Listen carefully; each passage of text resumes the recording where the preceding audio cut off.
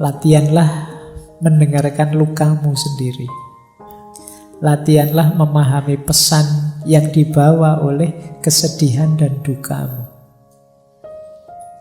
Maka jangan terlalu hanyut emosional oleh pengalaman pahit yang kamu miliki, tapi coba dengarkan ada pesan apa, ada hikmah apa yang bisa kamu raih.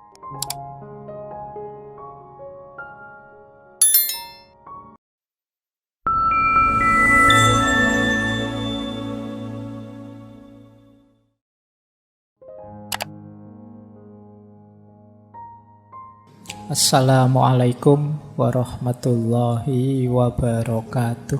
Bismillahirrahmanirrahim. Ini salah satu pendapatnya Maulana Rumi. Ini menarik kalimat ini. Biarlah sang pecinta menjadi tercela, menjadi gila, menjadi linglung. Orang yang sadar akan khawatir tentang hal-hal buruk. Biarlah sang pecinta saja. Ini sebenarnya ingin bilang, orang itu kalau memang benar mencintai, dia tidak akan peduli dianggap tercela, dianggap gila, dianggap linglung. Ya konteksnya Maulana Rumi ini cinta ilahiyah, ya cinta kepada Allah. Meskipun sebenarnya cinta pada pasangan kadang-kadang juga ada yang selevel ini. Orang normal yang sadar biasanya tidak senang dengan disebut gila, disebut orang bingung, disebut kamu itu mbok yang waras. Kita kan enggak, orang normal itu tidak senang begitu. Tapi orang yang mencintai tidak peduli. Disebut tidak waras tidak masalah. Disebut gila juga tidak masalah. Disebut ngayal juga tidak masalah, tidak apa-apa.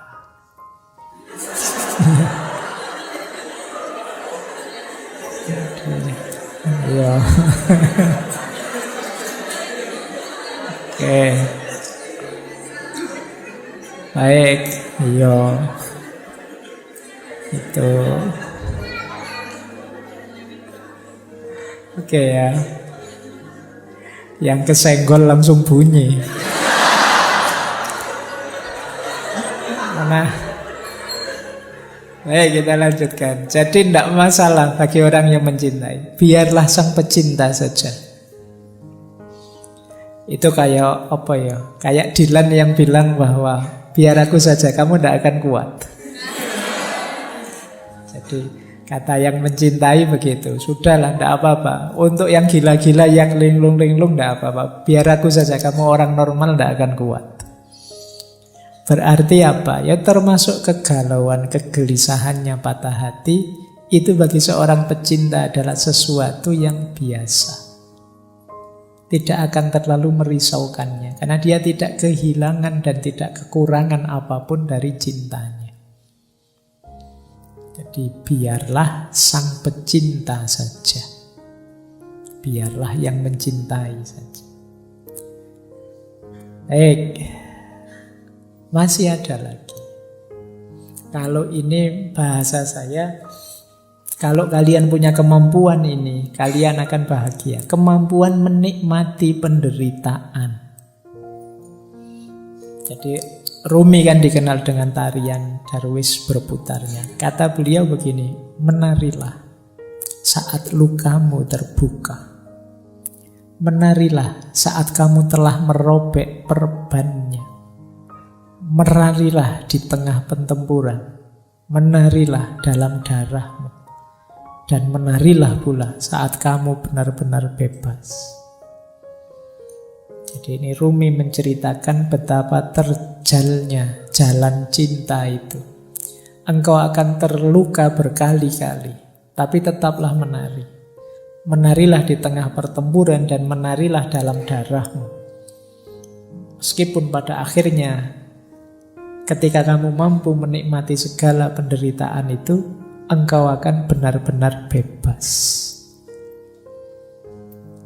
Jadi, ini diilustrasikan ketika Rumi itu kan pertama kali melakukan tarian yang masyhur sekali. Darwis berputar itu kan ketika beliau sedang sedih, sedang galau, ditinggal gurunya, Syekh Samsuddin At-Tabrisi. ketika beliau sedang ada di sebuah tempatnya pandai besi, mendengarkan besi yang ditempa, diiringi oleh kesedihannya, akhirnya tubuhnya bergerak sendiri. Itu bisa kamu bilang bergerak dalam kesedihan. Tapi kesedihan ini dibawa menari dan dibawa naik menghadap Allah. Maka di antara rumusnya kalian menghadapi kesedihan, menghadapi patah hati itu, kalian akan sangat tangguh kalau bisa sampai di level bisa menikmati kesedihan, bisa menikmati kegalauan. Boleh kamu bikin jargon, galau itu asik loh. Sedih itu menarik. Banyak karya-karya besar lahir karena kesedihan, karena kegalauan. Sering saya bilang, energinya orang sedih, energinya orang patah hati itu luar biasa. Tinggal kamu mampu atau tidak menikmati dan mengelolanya. Jadi kayak kalian waktu jatuh cinta itu kan energinya juga besar.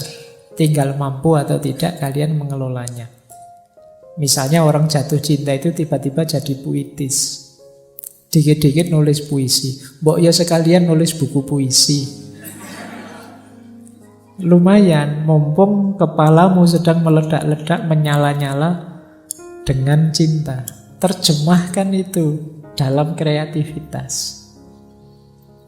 Orang jatuh cinta misalnya, itu semangat-semangatnya melayani, membahagiakan yang dicintai. Mbok yo yang dicintai itu mengarahkannya untuk yang produktif, kreatif. Kalau kamu cinta padaku, ayolah kamu lulus semester 7. Kalau kamu cinta padaku, ini kan energinya jadi luar biasa. Diarahkan ke yang positif, kreatif gitu loh. Jangan hanya minta yang kecil-kecil, yang sepele-sepele. Kalau cinta padaku, mau neraktir aku, ndak sepele itu. Mintalah yang lebih monumental. Jadi itu yang saya maksud energinya. Karena biasanya ketika yang meminta yang dia cintai, itu dia bisa tenaganya berkali-kali lipat. Kecerdasannya meningkat berkali-kali lipat. Hanya karena ingin membahagiakan yang dicintai. Maka seperti yang disampaikan oleh Rumi ini, menarilah saat lukamu terbuka. Menarilah saat kamu merobek perban. Menarilah di tengah pertempuran. Menarilah dalam darahmu. Menarilah pula saat engkau benar-benar bebas. Pada puncaknya, cinta akan membuatmu bebas. Yang paling jelas ya bebas dari belenggu ego dirimu sendiri. Orang mencintai itu kan ketika orang yang bisa menaklukkan dirinya sendiri. Baik, saya lanjutkan. Nah, Maulana Rumi juga pesan pada kita, rasa sakit yang kamu rasakan ini adalah membawa pesan. Dengarkan mereka. Jadi ini latihanlah mendengarkan lukamu sendiri. Latihanlah memahami pesan yang dibawa oleh kesedihan dan dukamu. Maka jangan terlalu hanyut emosional oleh pengalaman pahit yang kamu miliki. Tapi coba dengarkan, ada pesan apa? Ada hikmah apa yang bisa kamu raih? Yo karena yang pesan ini Maulana Rumi, yo berarti perhatikan dia memberitahumu apa dalam rangka meningkatkan kedekatanmu kepada Allah, dalam rangka menghidupkan cintamu kepada Allah. Peristiwa pahit apapun coba kamu dengarkan. Dia membawamu pesan apa, membawakanmu pesan apa yang itu membuatmu tambah dekat pada Allah. Jadi pesan yang arahnya ke sana. Dengarkan. Karena ketika Allah menetapkan sesuatu, pasti tidak ada yang sia-sia. Termasuk menetapkan patah hatimu. Pasti Allah tidak sedang iseng, tidak sedang saya coba anak ini kalau tak bikin patah hati kayak gimana. Pasti tidak sekedar itu. Pasti Allah ingin sesuatu yang lebih besar dan lebih penting dari itu. Maka penting kita mampu membaca luka, mendengarkan patah hati. Ayat itu kan tidak hanya ayat tertulis, tapi juga ayat-ayat kauniyah. Patah hatimu dan lukamu itu ayat-ayat Allah juga. Coba dengarkan pesannya dari situ. Jangan-jangan mengingatkanmu atau mengujimu atau mendorongmu untuk tambah dekat padanya. Dan seterusnya. Baik, kita sudah ketemu Maulana Rumi dan ada kalimat yang menarik dari beliau. Di mana ada kehancuran, di situ ada harapan akan harta karun. Harta karun itu kan biasanya terkubur di balik puing-puing. Kalau tersimpan di lemari kan tidak disebut harta karun. Harta karun ini biasanya tersembunyi. Dan ini ada di balik kehancuran. Maka temukan mutiara-mutiara, temukan harta-harta di balik kesedihanmu, di balik kehancuranmu. Pasti banyak kalau kamu jeli mencarinya. Jadi ini lanjutan dari quotes yang tadi ya.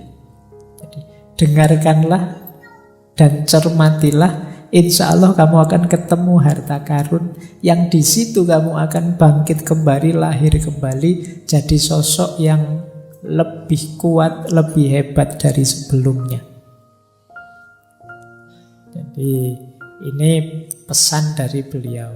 Di mana ada kehancuran, di situ ada harapan akan harta karun. Jadi jangan terlalu lama nangis-nangis sedihnya. Beri waktu tersendiri, tapi kemudian segera move on. Bacalah kesedihanmu, dengarkan pesannya, carilah mutiara-mutiara di baliknya, terus lahirlah kembali jadi sosok yang baru yang lebih tangguh. Ini yang diinginkan oleh Maulana Jalaluddin Rumi. Baik. Nah, ini tadi hubungannya dengan kesepian ya.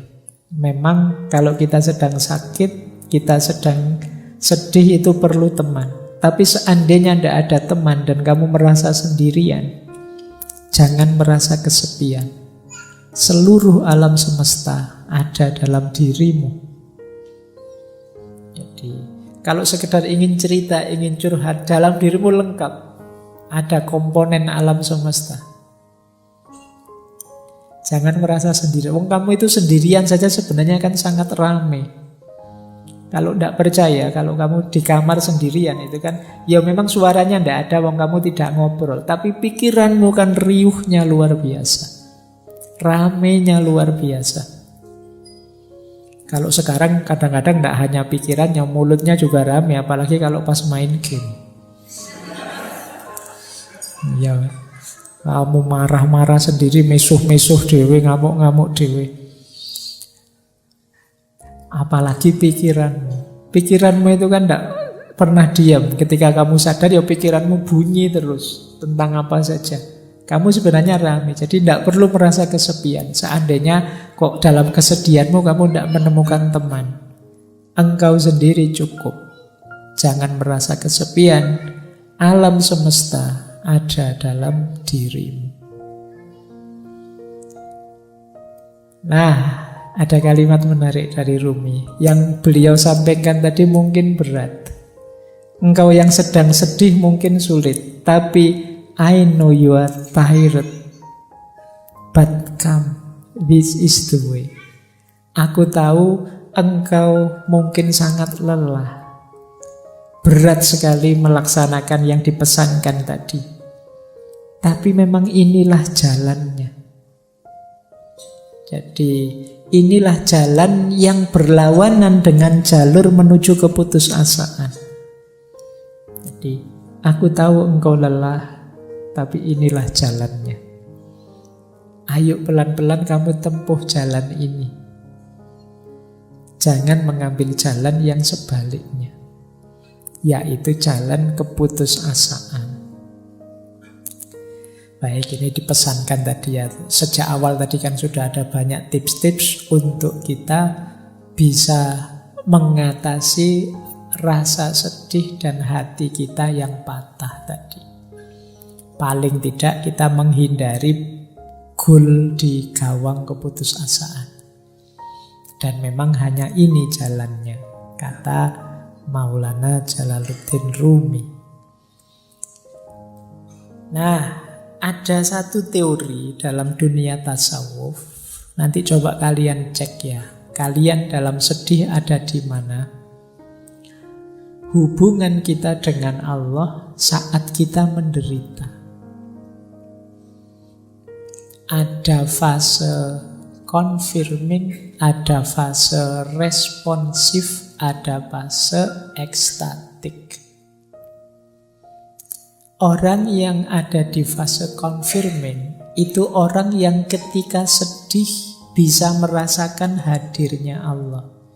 Terus dia tenang dan muncul harapan-harapan baru.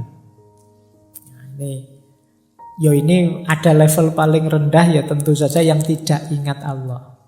Ini level awal itu ingat Allah. Jadi sudah ingat Allah. Ingat Allah saja itu akan menenangkanmu. Memunculkan optimisme baru. Sebuntu apapun jalanku, aku masih punya Allah ternyata. Harapanmu muncul.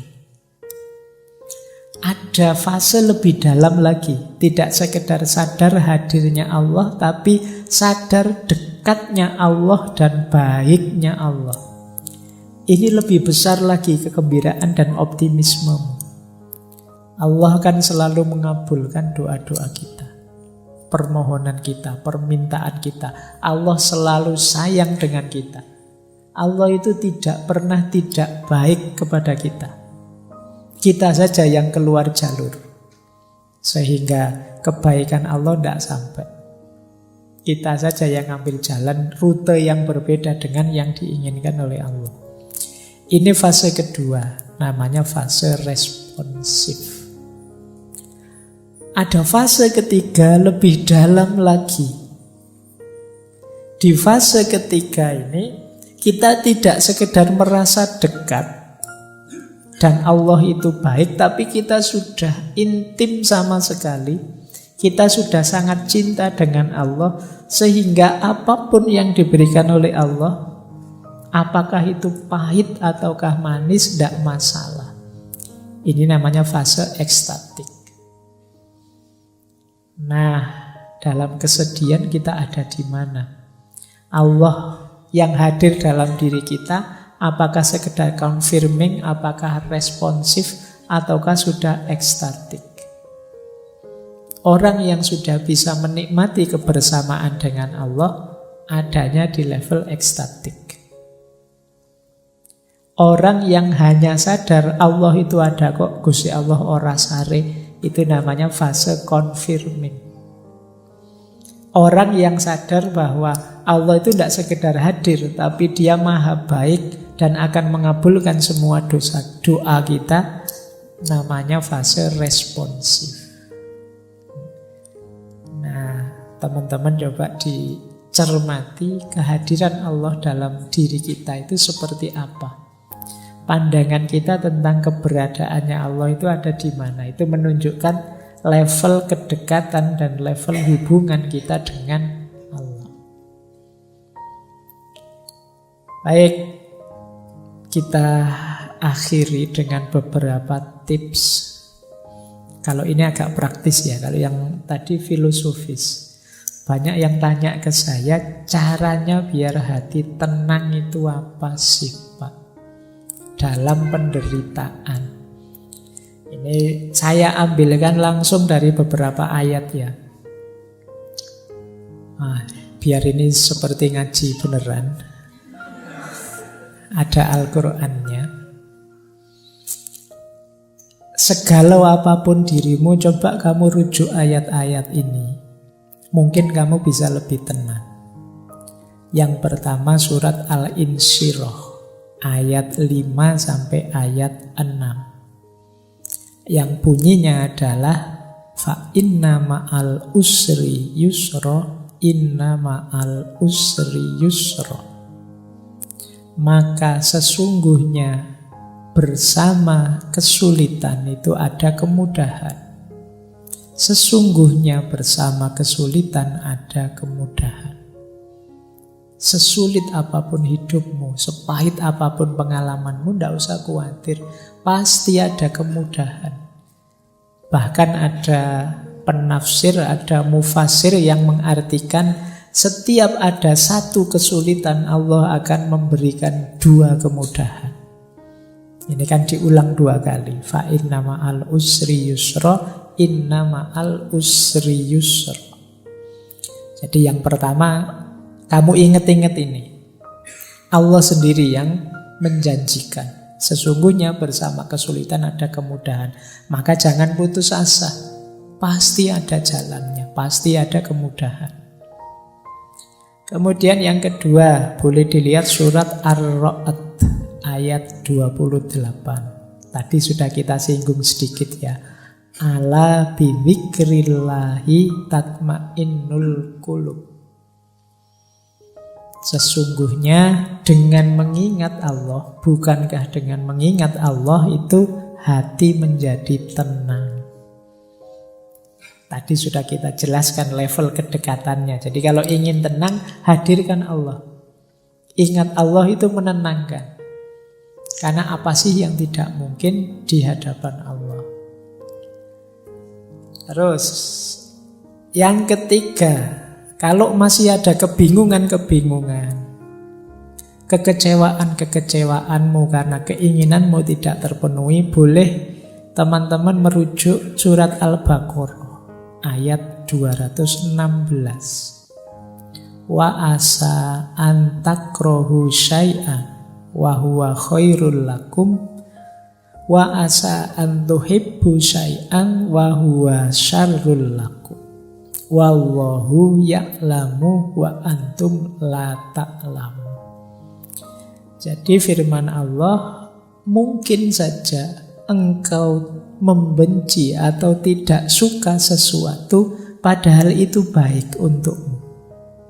Dan mungkin juga engkau mencintai sesuatu padahal itu buruk buatmu. Allah lebih tahu, sedangkan kalian tidak tahu. Jadi ayat ini mengajarkan kita yang tidak terjadi dari keinginan kita itu tidak selalu nanti sesuatu yang baik untuk kita.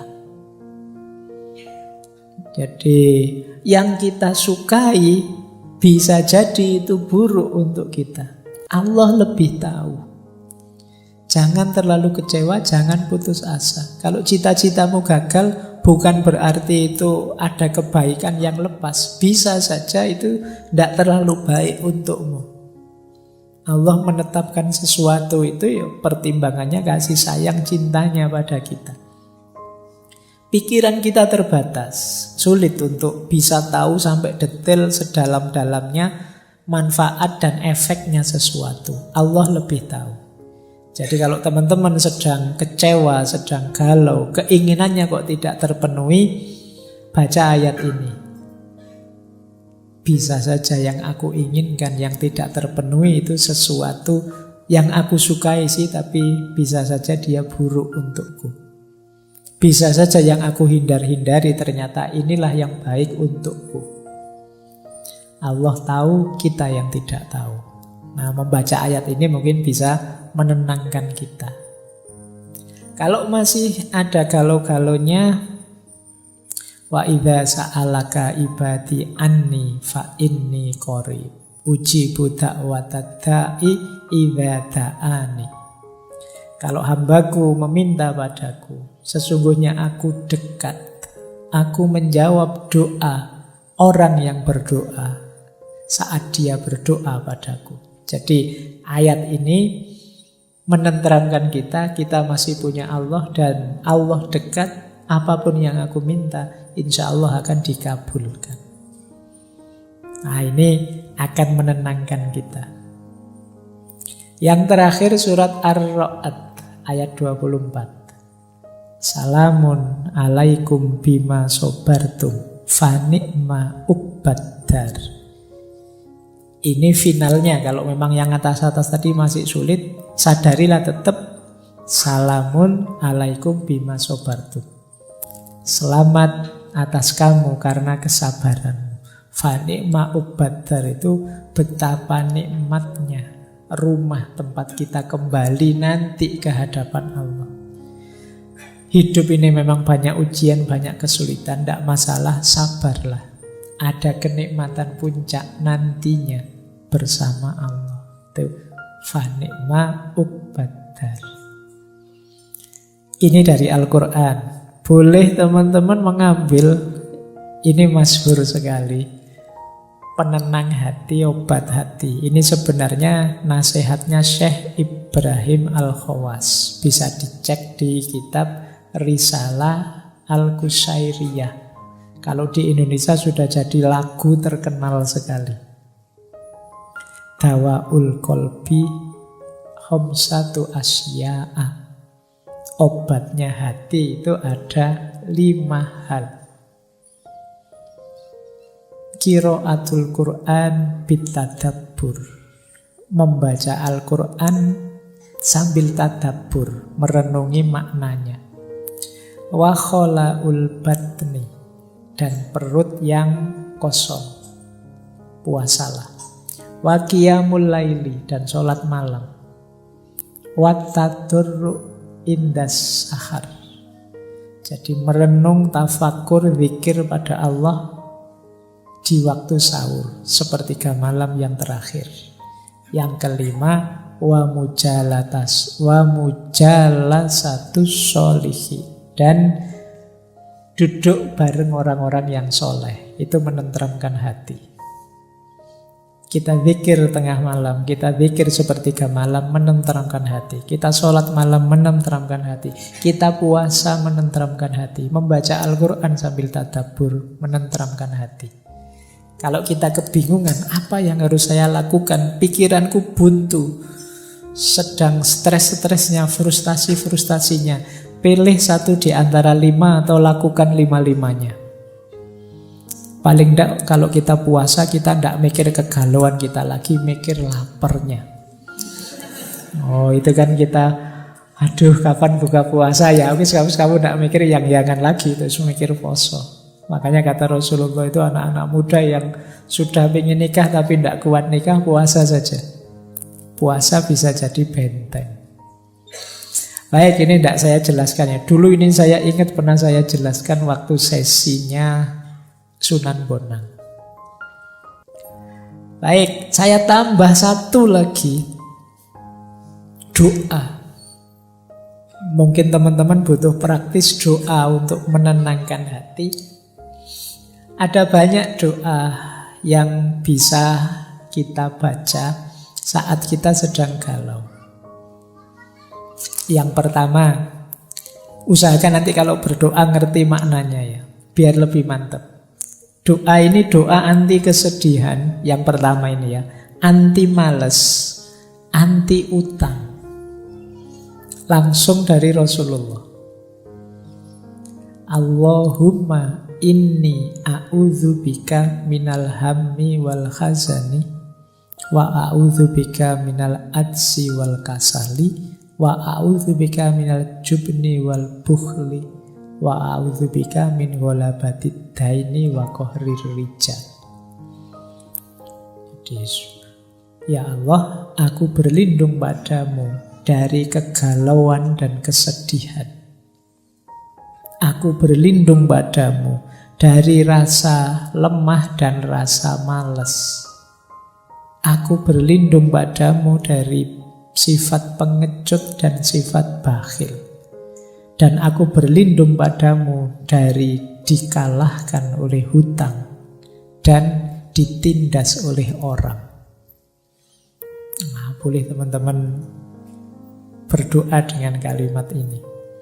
Atau yang kedua, ini doa minta tenang. Allahumma inni as'aluka nafsan bika mutmainnatan tu'minu biliqa'ika wa tardo biqada'ika wa taqna'u bi'ata'ika. Ya Allah, sesungguhnya aku meminta padamu jiwa yang tenang bersamamu, yang percaya pada pertemuan denganmu, yang ridho pada keputusan-keputusanmu, dan rela merasa cukup dengan apapun pemberianmu. Ini kalau doa ini dikabulkan, insya Allah hidup kita tenang. Yang ketiga ini juga menarik. Kalau patah hati ditinggal pacar, Allahumma ajirni fi musibati wakhluf li khairon minha. Ya Allah, selamatkanlah aku dalam musibahku dan gantilah untukku yang lebih baik darinya.